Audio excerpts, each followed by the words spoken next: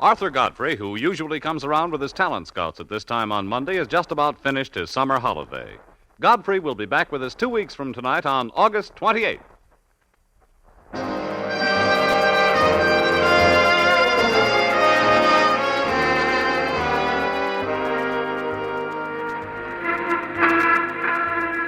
Broadway's My Beat, from Times Square to Columbus Circle, the gaudiest, the most violent, the lonesomest mile in the world.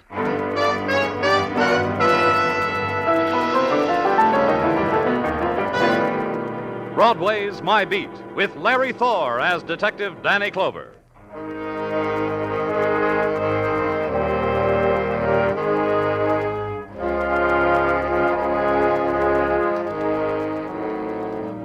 Broadway. It's the shrieking edge of a numb universe that lies in the shadows and licks its wounds. And it's wasteland, a tinseled wasteland that wears the motley, wears the scarlet of neon, the harsh gold of a trumpet scream, the kaleidoscope of color a tear makes when it's held up to the light.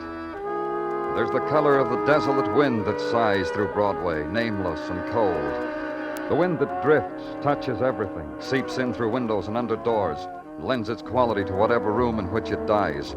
Like the room where I was standing. Mrs. Branch's rooming house, cretonne drapes, dusty, beaded lamp, dusty, wash basin, rust-stained, the bed pulled down from the wall, the crumpled sheets, and the dead woman. And Mrs. Branch not believing a bit of it. Oh, I know it.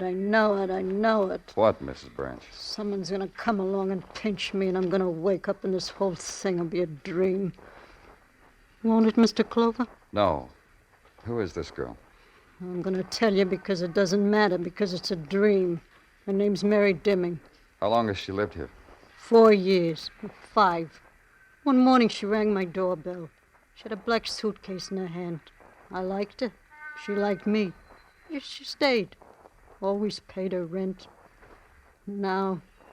Oh, I don't believe it. Now she's dead, Mrs. Branch. She's been stabbed to death. You've got to convince yourself of that and help.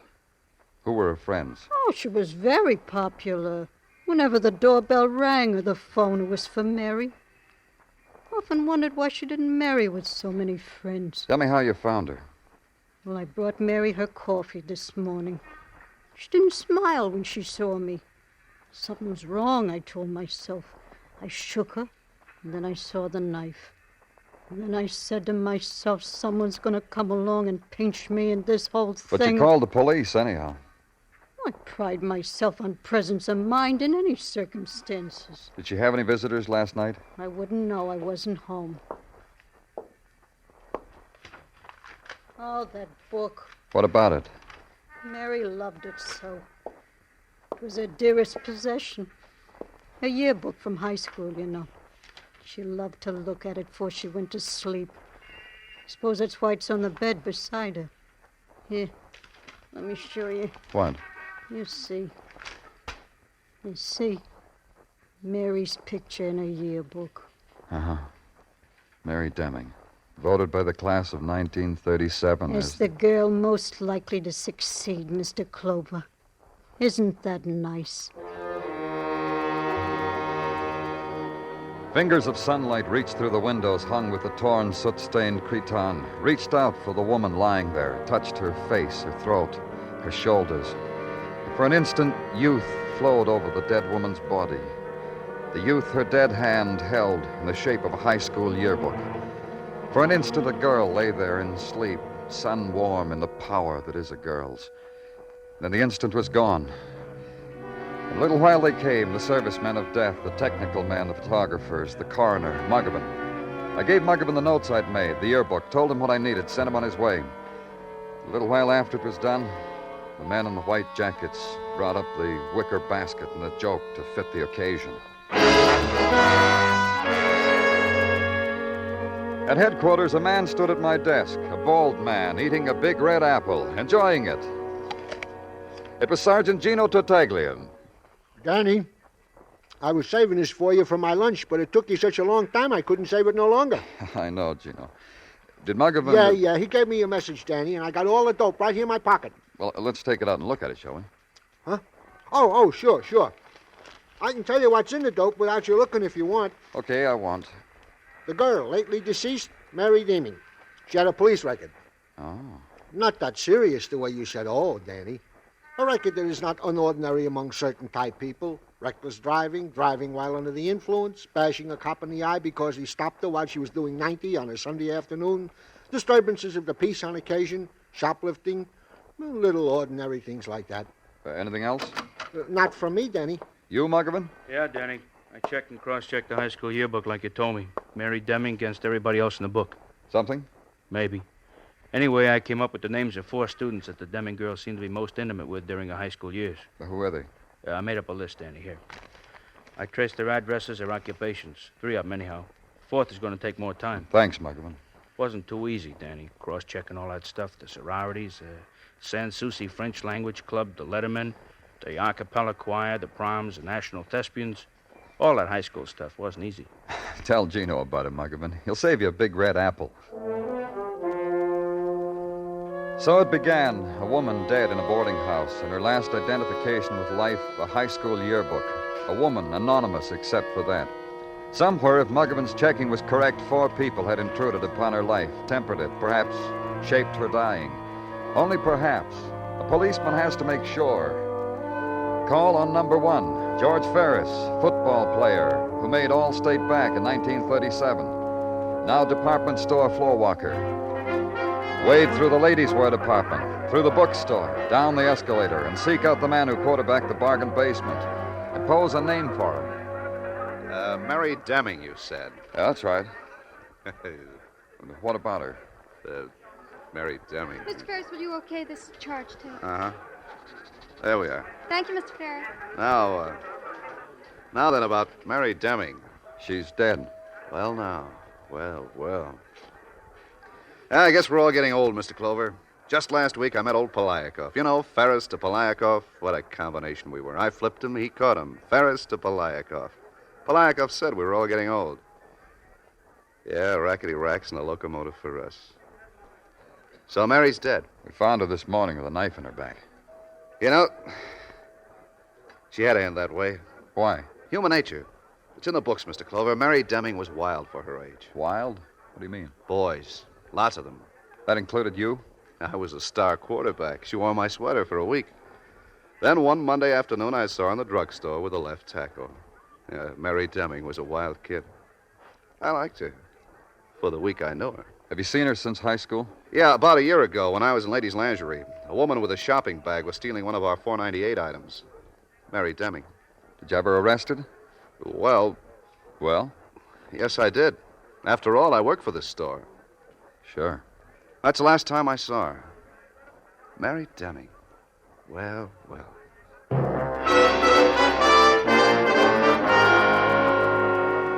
The next on the list Muggavan had compiled from the yearbook was a woman. Lillian Hess.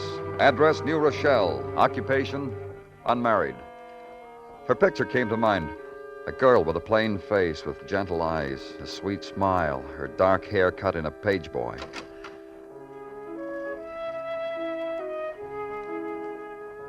The woman who opened the door was the same girl, the same plain face, the same gentle eyes, the same sweet smile, the same cut of hair.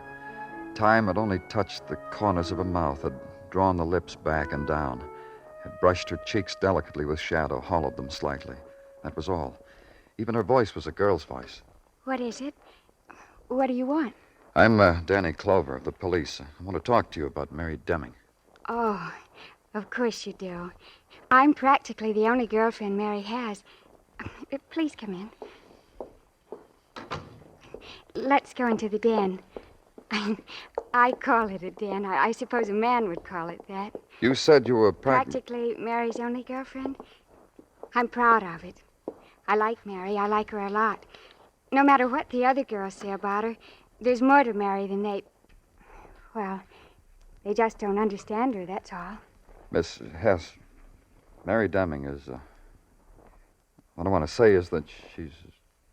You want to tell me that Mary is dead. I know that, Mr. Clover. I saw the afternoon paper. Here we are. This is my den. I was just playing some music and reading. I love that song, don't you, Mr. Clover? I play it over and over. Please sit down next to me on the couch. Thank you. Mary Demming was murdered. They were jealous of her. That's why they killed her. Who? Oh, almost all the girls. Some of the boys, too. All jealous of Mary, for their own reasons.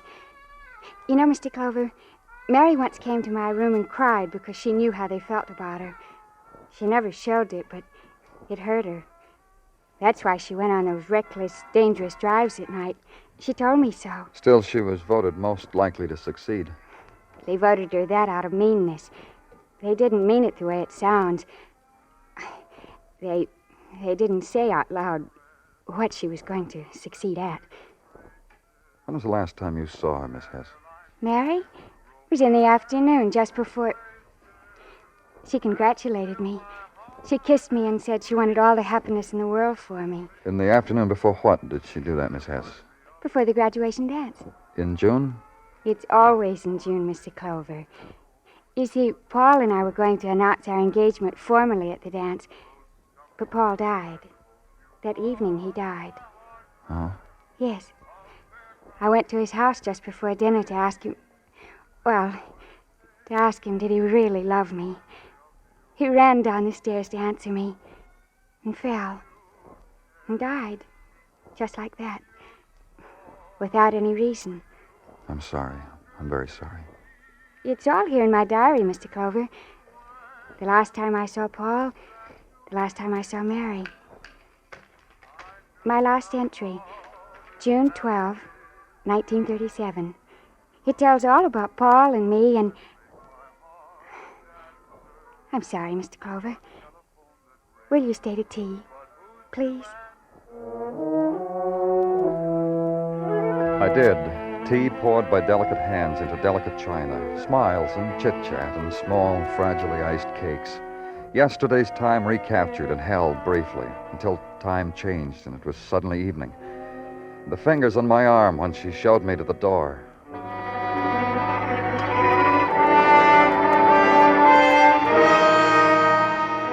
Number 3 on the list, Ona Webster, cheerleader, class of 37, the yearbook had said. Now, Ona March, married 5 years before to a Keith March. Address, 8020 Andrews Avenue in the Bronx. You got here. You finally got here. What? You are the police, aren't you? I called. I'm looking for Mrs. Ona March. She's in there, in the bedroom. I told you she would be. Come on. Look, I just came home, went out for a walk. There have been prowlers. Maybe I shouldn't Wait a minute. I don't know what you're talking about. Who are you? Ona's husband. I told the policeman on the phone about my wife. What's the matter with her? She's in there, on the bed. She's been stabbed to death.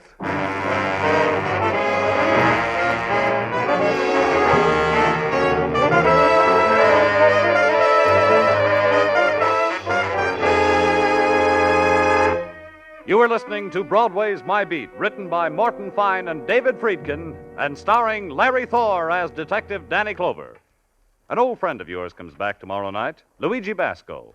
And once more you can live that wonderful Life with Luigi. So join us on CBS this Tuesday night for Life with Luigi on most of the same CBS stations.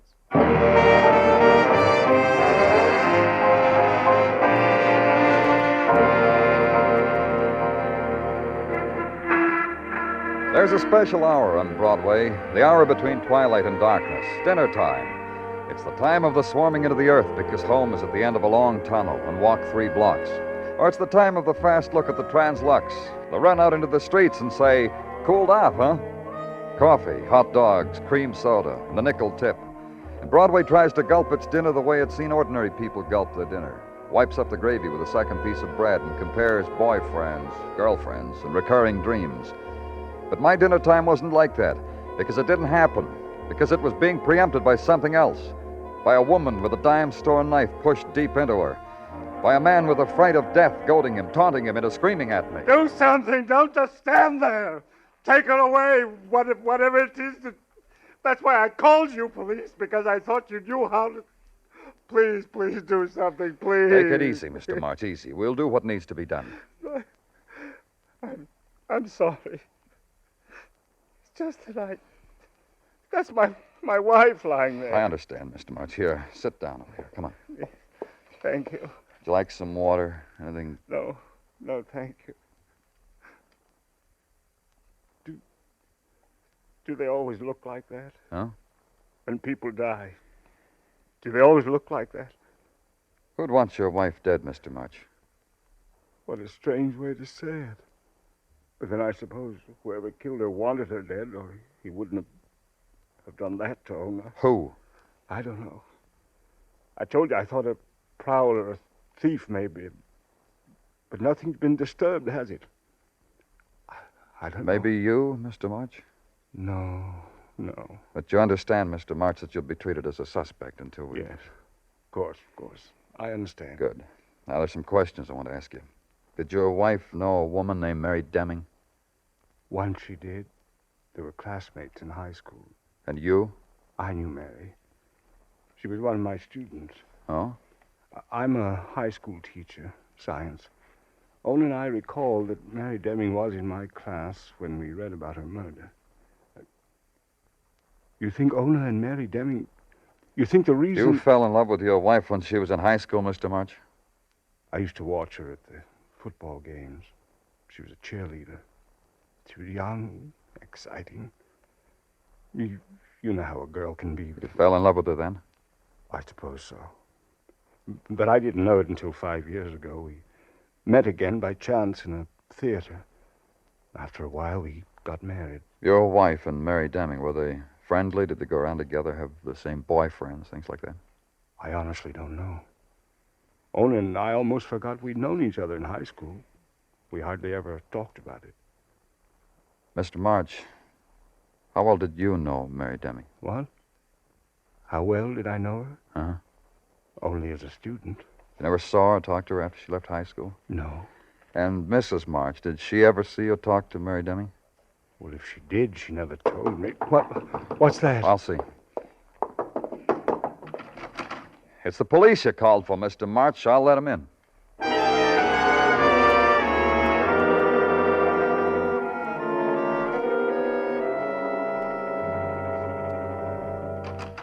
Hi, Danny. Oh, Gino. Come in. I brought you what to eat, Danny. A box lunch for supper. Thanks. Put it down. I'll eat it later. Okay. I already peeked in mine, Danny. I got an apple. How about you? Probably an apple. Box lunches never change. Oh, I don't know. Once I found a dollar bill in mine. Gino, Once I found an Easterling sterling silver spoon with which to eat my potato salad. Gino, I guess I'm born lucky. Gino, please, I'm tired. I've had a tough day. 2 people have been killed, and I'm no closer now to the answer than I was when I'm you... sorry. Do you have anything to tell me, Gino, about Mary Demming or Ona March? No, Danny. I'm sorry. Danny, Yeah? What is it, Muggavan? found what we were looking for. And what was that? 4th name on the list, the one I couldn't trace down, Milliken Polk. Hey, that Milliken Polk. I was looking through that yearbook. That guy was the genius of the class. Got through high school in 2 years. The type I admire most highly. Where is he, Muggavan? In the penitentiary, Sing Sing, a 3-time loser, for selling oil wells to visiting movie stars and poor Texans. Don't stare at me, Danny. So his education turned him into a con man. So kill me. How come you had such a hard time finding him? Polk had 8 aliases. I tracked down one, he'd suddenly dissolve into another man. Thank you, gentlemen. Hey, Danny, it's too late to drive up to Sing Sing tonight. You haven't eaten your supper. Don't worry about it. Muggavan, Oh, yeah, Danny. call Sing Sing. Tell him I'll be up in the morning, and tell him to throw a guard around the cell for Milliken Polk so he won't dissolve into another man.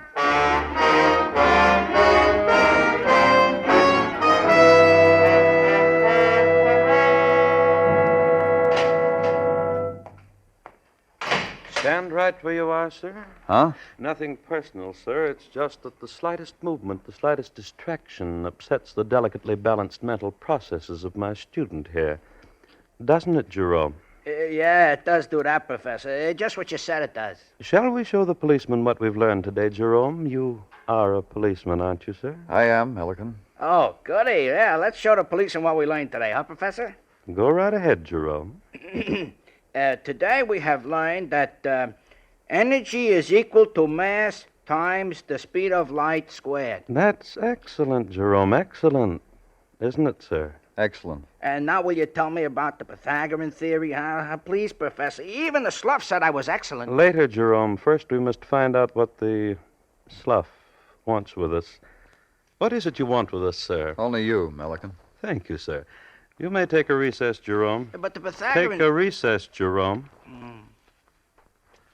And now, sir, we are in effect alone. What can I do for you? You went to high school with Mary My Demming. congratulations, sir. However did you track me down to this, my private lair? I thought I'd successfully wiped out that puerile phase of my life. Not quite, Professor. Now that you've found me, I suppose you want all I can give you on Mary Demming and, let me see, Ona March, Neona Webster.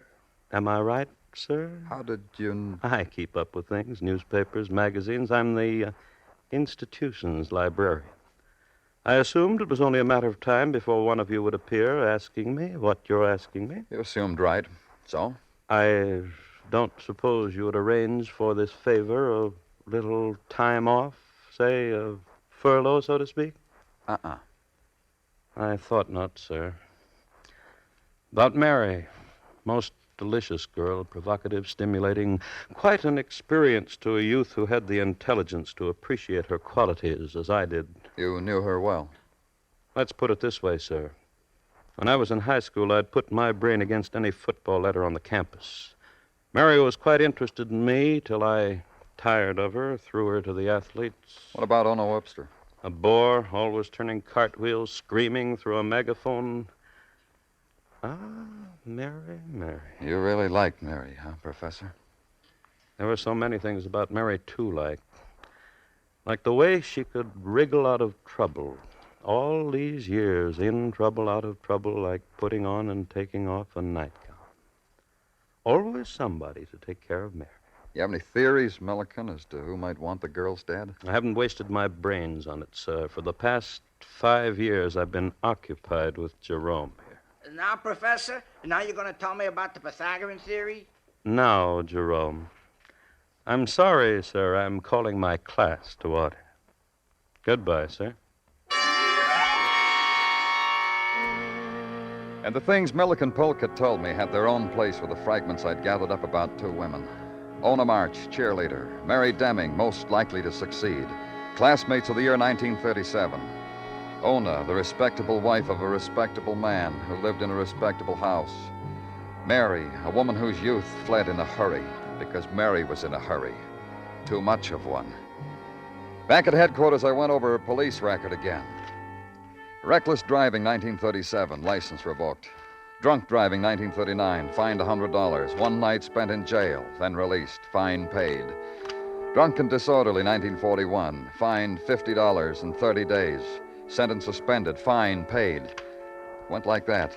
Fine paid, fine paid. Then a felony a year ago, shoplifting. But a lenient judge changed it to read petty theft. Fine $500 and probation, fine paid. The fine was always paid. Go back again and start all over. In 1939, the money for the fine was furnished by Joe Sage, bail bondsman. And in 1940 by Joe Sage, all of them, every one of them. Maybe Joe Sage had a fragment to hand me, too. Yo, what is it? Oh, hello, Danny. I didn't recognize you. The light in here. Maybe it's because you haven't been in here so long. I need some help, Joe. For you, the house. Thanks. About a client of yours. Except about clients. Ah, Danny, you know in this bail bonding profession, we ain't required to give information about clients. Like a doctor, like a lawyer, Danny. Look, you're talking to me, Joe. You know as well as I we can subpoena your books. Sure you could. With a good reason. Try murder. Which of my clients do you wish to ask me about, Danny? Mary Demming. Like the back of my hand. I know her that well. Good. You tell me all about it. Sure. Here is a dame who used to get herself into trouble peck after peck. Drunk driving, disturbing, heisting underwear. Little things, but you could count on her. And her fines got paid every time. I'm just trying to find out how Mary could afford to pay you back. You know I went her fines, huh? Uh-huh. Because I had a standing order. About 10 years ago, a man came to me and he said, this girl, Mary Demming, ever gets into trouble, help her. This man said he would personally guarantee I would be paid back. What man? A professor. High school teacher. He wrote after the word business on my client's card. Named Keith March? Named Keith March. Why do you ask me questions when you know the answers?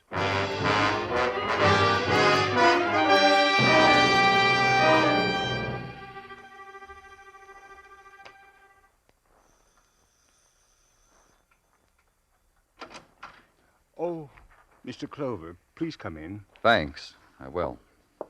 I was expecting you sooner. I came back to check something with you. Yes? You said you hardly knew Mary Demming. You only knew her as a student. Would you like to add to that, Mr. March? No. Why should I? You were in love with her, weren't you? You're being ridiculous. It wasn't Ona you watched in school. It was Mary, because you were in love with her. What are you talking about? She was a child. Your wife's age. How old are you now, Mr. March? 39. 13 years ago, you were 26, just starting out as a teacher. A man 26 can fall in love with a 17-year-old girl. There's nothing unusual in that. But I still don't Every see... time Mary got in trouble with the police, you got her off. Got her fines paid. We've records that you helped Mary. Why should you do that? Mary's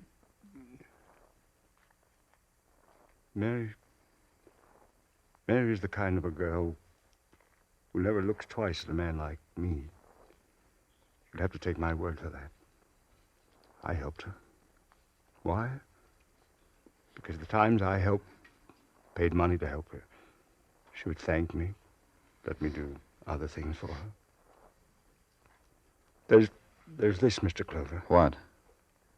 I did love Mary. Then why do you accuse me of killing her? You didn't, did you? No. I told you I loved her. Sometimes I hated myself for it, but I loved her. But you know who killed her, don't you? So do you. Your wife? She hated Mary. Hated her for what she could do to me. I never kept it a secret from Ona. That's why Ona killed her. That's why you killed Ona. From my point of view, that was the only thing to do. Ona had killed the thing I loved.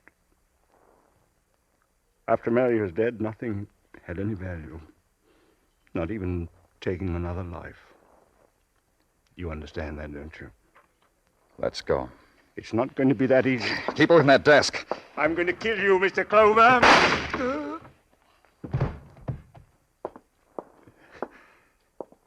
You're a fool, Mr. Clover.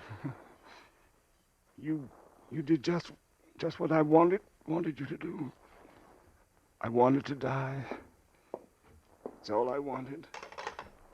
You fell into my trap. I didn't have the nerve to do away with myself.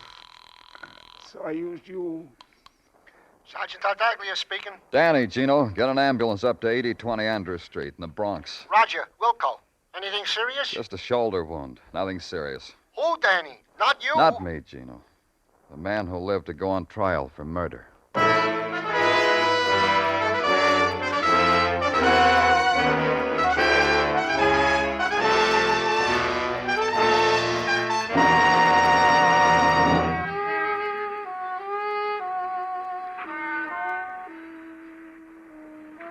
It's the gathering place of all the sleepless nights, this Broadway, and all the unwept tears.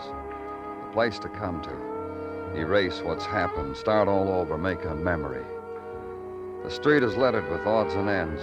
Fit them together in any design you want. Only nothing slips into place. It's Broadway, the gaudiest, the most violent, the lonesomest mile in the world. Broadway, my beat.